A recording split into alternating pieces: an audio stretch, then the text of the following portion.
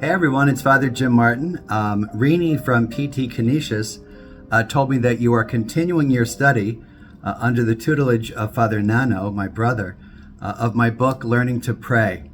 I think I may have told you that in the introduction that my father was an international businessman, and in the 1960s and 1970s often went to Indonesia, went to both Jakarta and Yogyakarta.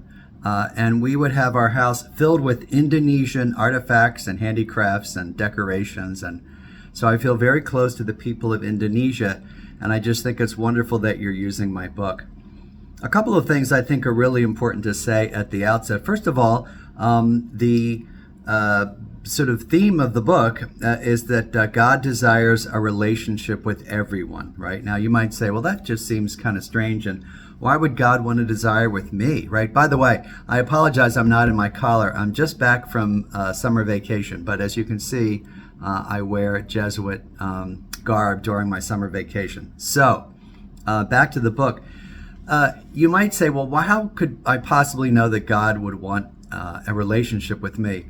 And one way to know that is not just theologically to say, of course, God wants to enter into a relationship with each person, whom he loves, right, whom he created, right? But to look for signs of that in your daily life. So you might understand that theologically or maybe philosophically, I know or I believe that God would want to enter into a relationship with me, but I don't see any signs of this.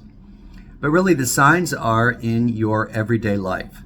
So the way that God reaches out to you and reaches out to establish a relationship with you is through things like the sacraments, first of all, through the Eucharist, of course, where Christ is fully present, but also all the sacraments and the sacrament of the Mass.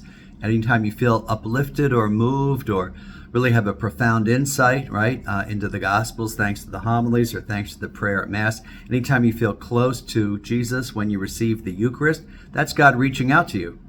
Also, God reaches out to us in relationships. That may be the most common way.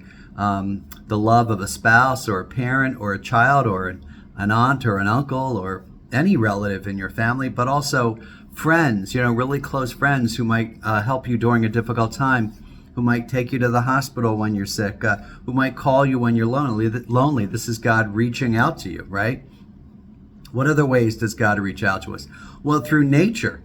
I just spent the last week at the beach on the east coast of the United States, and I was really so moved by just seeing the waves, coming in and out, and the beautiful sunrises and the sunset. There's a sense of kind of calm and peace, right?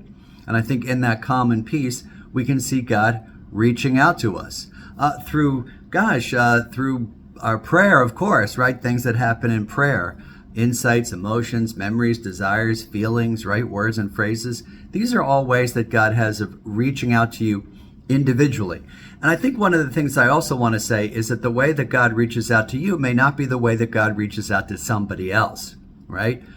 So oftentimes someone says, oh, I was really moved when I saw that sunset or that sunrise. And another person will say, well, that didn't really do much for me. That didn't really affect me. Or another person will say, oh, I read this poem or I heard this song and I really felt God reaching out to me.